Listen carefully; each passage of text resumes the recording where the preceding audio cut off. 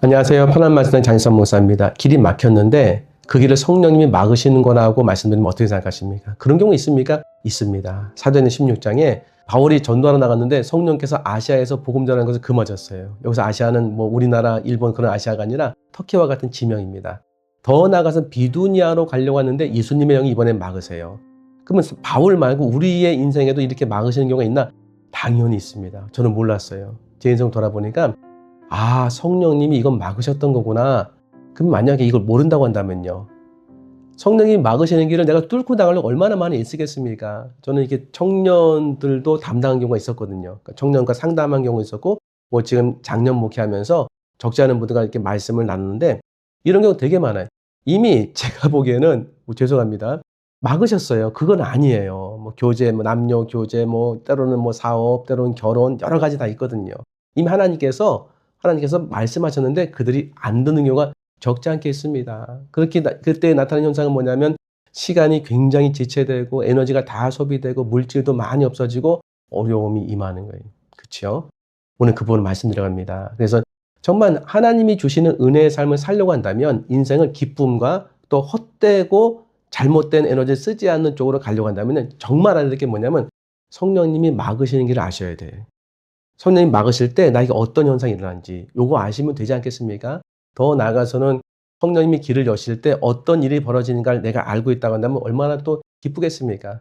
하지만 항상 말씀드리지만 제가 알고 있는 수준에서 말씀드리는 겁니다. 뭐 저는 대단한 사람도 아니지 않습니까? 그런데 오늘 영상을 좀 보신다고 한다면은 이렇게 은혜를 주시는구나. 이렇게 성령께서 마음을 돌이키게 하시는구나. 한 가지 이상 은혜를 받으실 거라고 소망하면서 말씀드립니다.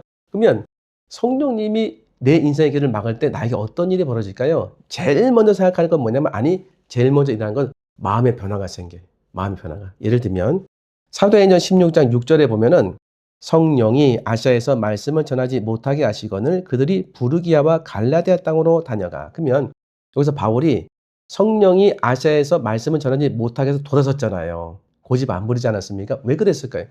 바울은 열심히 있는 사람 아니겠습니까? 한번 뜻을 세우면은 뭐 관계보다는 사역 중심으로 가잖아요. 그래서 바울 하면은 뭐 추진력인 사람 아니겠습니까? 뚫고 지나가는 거 못하겠습니까? 안 한 거예요. 뭔가 느껴진 거예요.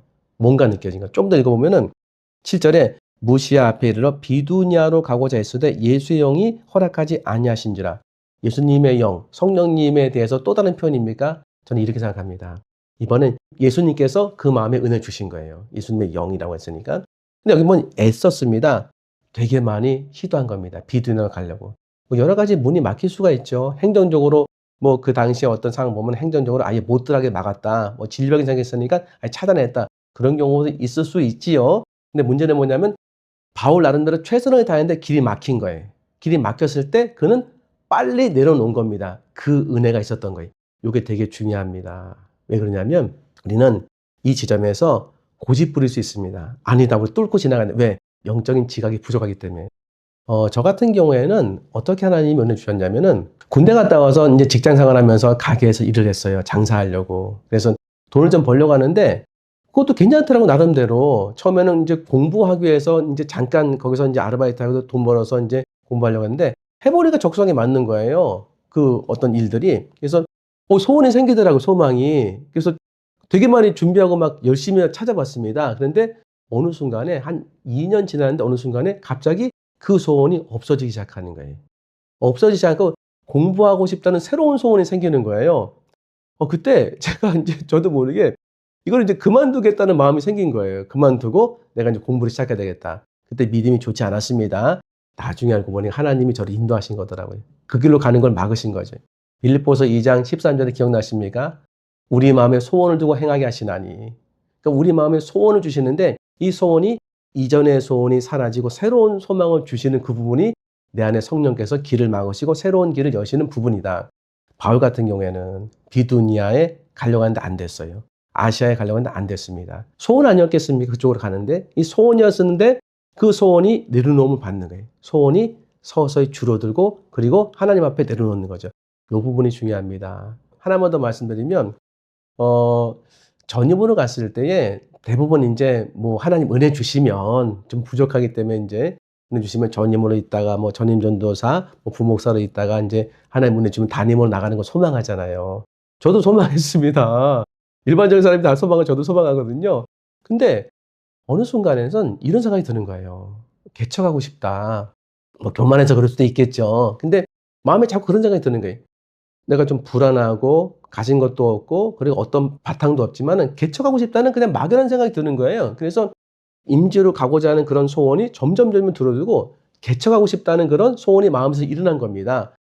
저는 몰랐어요. 하나님 그렇게 제 한쪽의 길을 막으시고 한쪽의 문을 여신다는 것을. 지금 영상 보시는 분 가운데서 이룰 수 있으면 이게 길이 막혔는데 한번 살펴보세요. 내 마음을. 이전의 소원이 점점 줄어드고 새로운 소망이 내 안에 생기는지. 왜? 마음에 소원을 두고 행하시는 하나님이기 때문에. 그러니까 소원이 없어지는 게 하나님의 성령이 막으시는 거예요. 걷어가시는 거죠. 감사한 겁니다. 새로운 길을 여시려고. 그래서 오늘 첫 번째, 성령님이 내 안에서 길을 막으시면 소원이 사라진다. 그리고 더 나아가서는 은혜죠. 새로운 소망을 나에게 주신다. 소원을 주고 행하시는 하나님이기 때문에. 두 번째, 성령님께서 내 삶에 역사하시면 나에게 어떤 일이 벌어지냐면요. 길이 막혀요. 말 그대로 안 됩니다. 되는 게 없어요. 그래서 오늘 사도 바울이 보면은 뭐 아시아로 가려고 해도 안 되고, 특별히 비두니아는 애쓰다. 그냥 단순히 노력하다 그게 아니라 여러 가지로 다 해본 거예요. 근데 안 열리는 거예요. 저도 이런 경우 겪어봤습니다. 뭐 지금 뚜렷하게 기억나는 게 있어요. 건물에서 지금 목회하거든요. 근데 이런 소망도 있었습니다.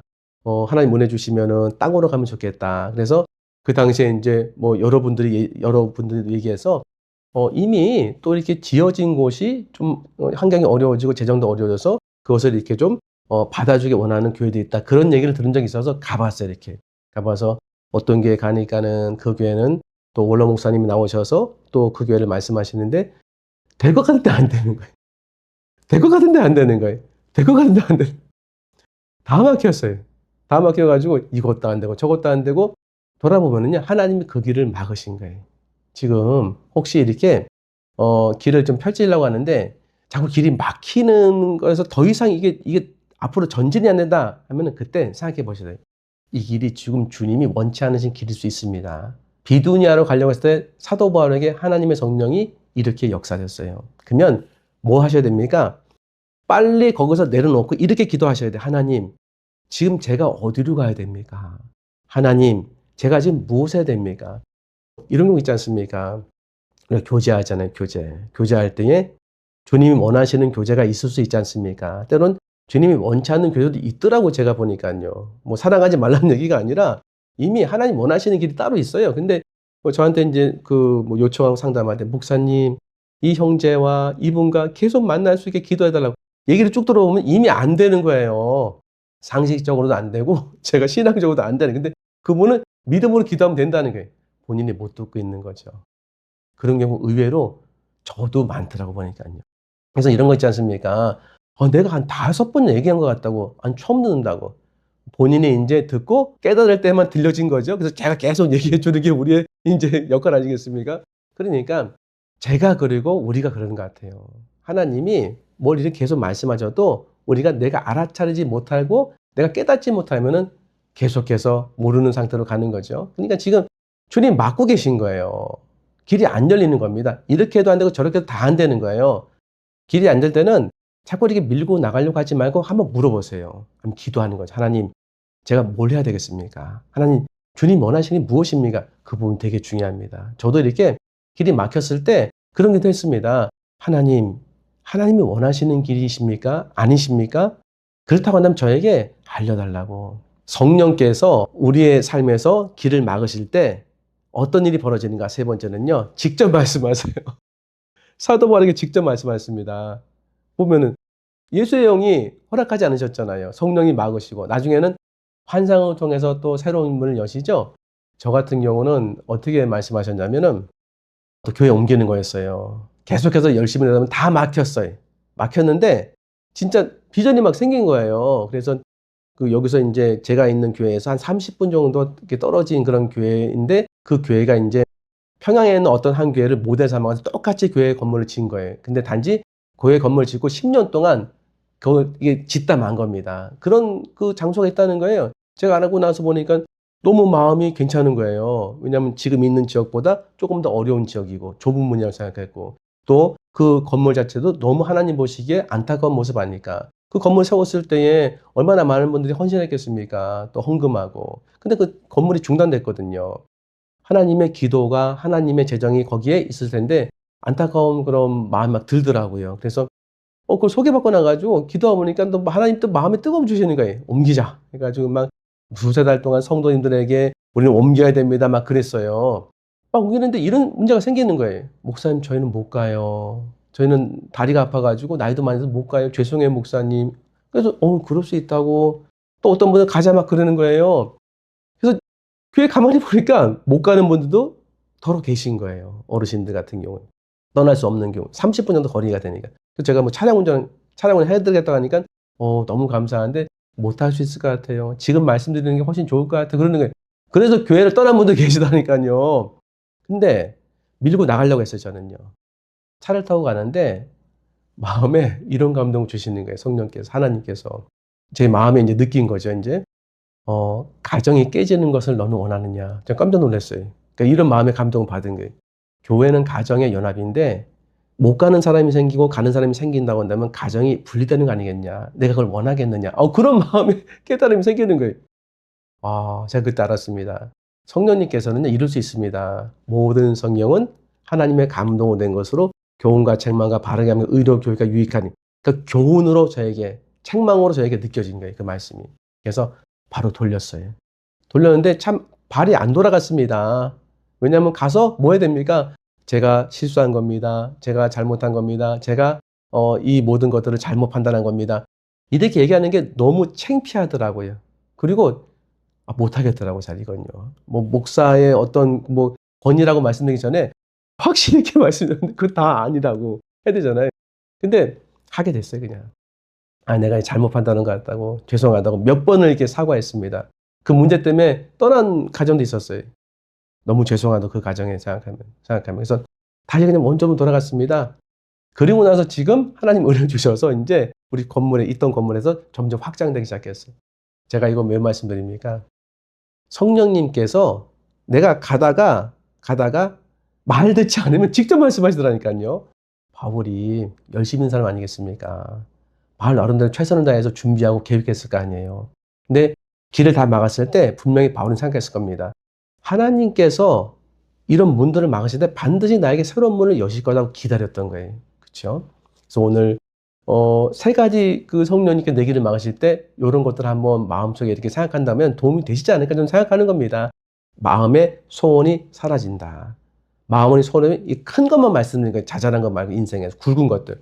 마음의 소원이 사라질 때 성령님이 길을 바꾸시는 거다. 그리고 길이 계속 막힐 때는 성령님이 막으실 수 있다. 그때는 물어야 된다. 하나님 어떤 길로 가야 됩니까? 그리고 직접 말씀하신다.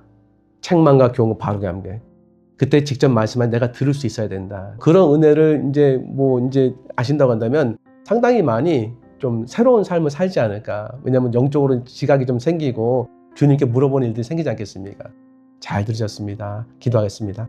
하나님 감사합니다. 오늘 영상 보신 모든 분들에게 성령 충만 주시옵시고 길이 막혀졌을 때 알게 하시고 성령이 여시는 길로 갈 수 있도록 은혜 부어 주시옵소서. 감사하며 예수님 이름으로 기도합나이다. 아멘. 긴 영상 시청해주셔서 감사합니다. 다음번에 더 좋은 영상 인사 올리겠습니다. 구독과 좋아요도 부탁드리겠습니다. 감사합니다.